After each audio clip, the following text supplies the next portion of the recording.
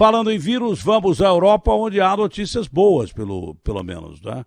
A França, por exemplo, está ameaçando aí abrir, com cautela, mas abrir alguns pontos da sua economia nesse final de ano, baseado em dados que recebe, porque parece que a pandemia, depois do fechamento das restrições em alguns países, está começando a cair na Europa essa segunda onda. E o Philippe Kirin fala dessa polêmica em que foi anunciado de que a vacina de Oxford tem 70% de eficácia e o laboratório insiste que tem mais de 90%. Vamos então, Felipe, direto de Londres. Um abraço, Felipe. Bom dia, boa tarde para você.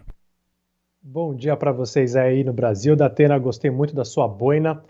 Bom, seguinte, sobre os números... Só um detalhe, a boina é em homenagem ao Felipe, que me enviou gratuitamente como presente 4 boinas maravilhosas, fantásticas.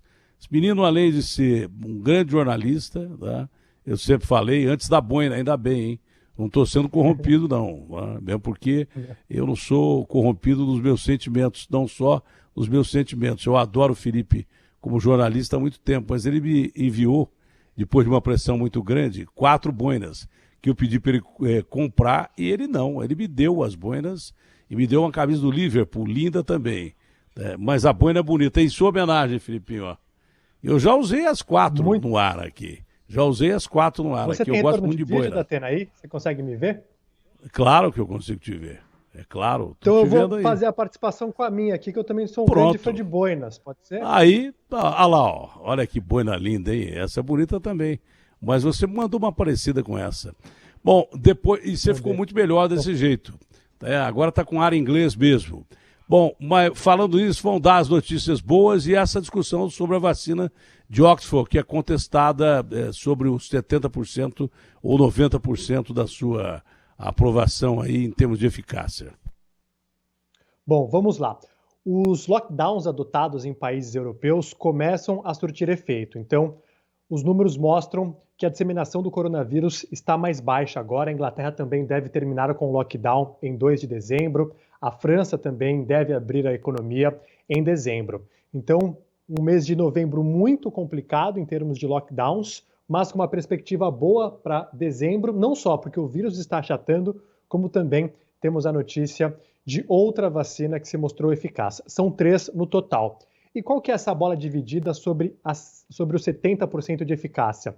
É uma eficácia média, porque os cientistas usaram 2 dosagens. Uma mostrou eficácia de 62% e a outra 90%. Analisando esses 2 cenários, chegaram à eficácia média de 70%. O curioso é que a eficácia de 90% foi com uma dosagem menor.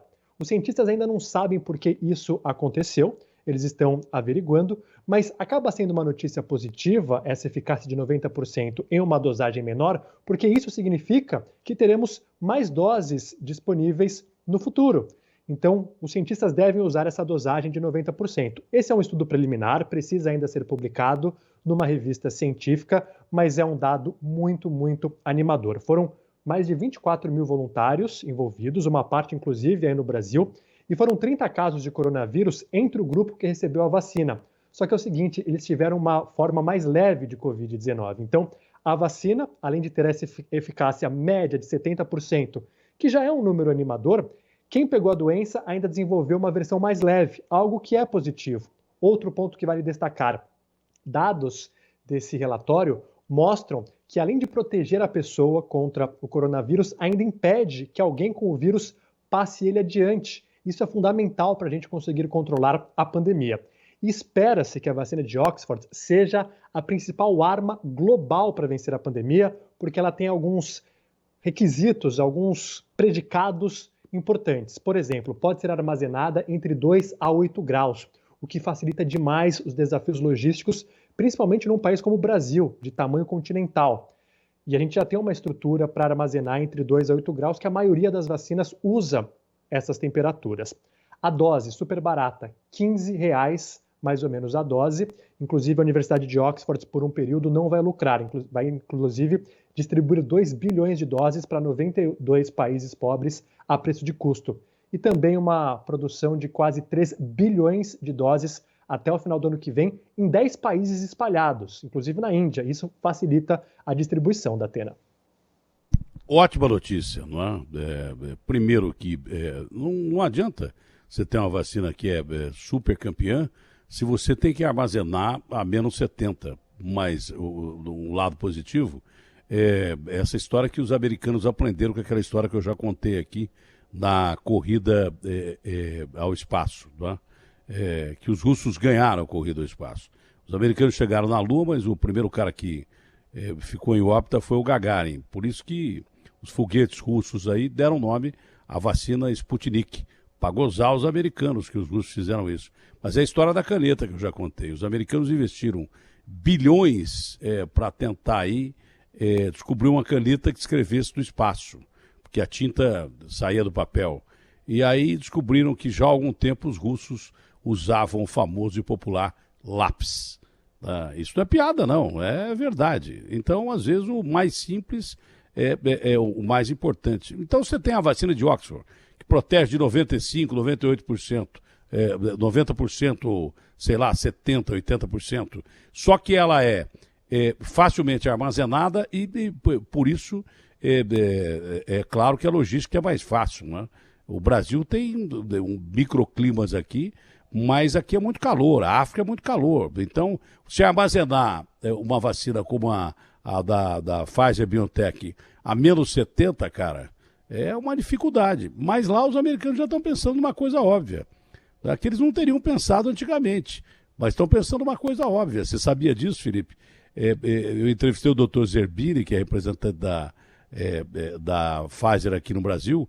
Eles estão aprimorando uma embalagem, uma caixa, que é muito mais leve e menor, para armazenar essa vacina a menos 70. Senão, você só podia vacinar a gente do Alasca, a menos 70 ou na Sibéria.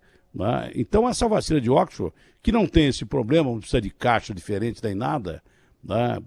As vacinas já são armazenadas a essa temperatura que você falou, seria muito mais fácil. Então, é uma vacina realmente promissora. A da Coronavac, eu não sei a que temperatura ela tem que ser armazenada também, mas, enfim, as vacinas que surgirem vão ser armas importantes para o Brasil e o mundo. Agora, os americanos, já em tom emergencial, estão querendo vacinar até antes de meados de dezembro, né? Lá pelo dia 8, 10, no máximo. Isso aí está sendo feito a toque de caixa. E essa vacina de Oxford, qual é a perspectiva, o Felipe, quando ela pode chegar no Brasil? Essa é a principal pergunta por aqui, ter na linha do tempo sobre essa vacina. Esse ponto é muito interessante.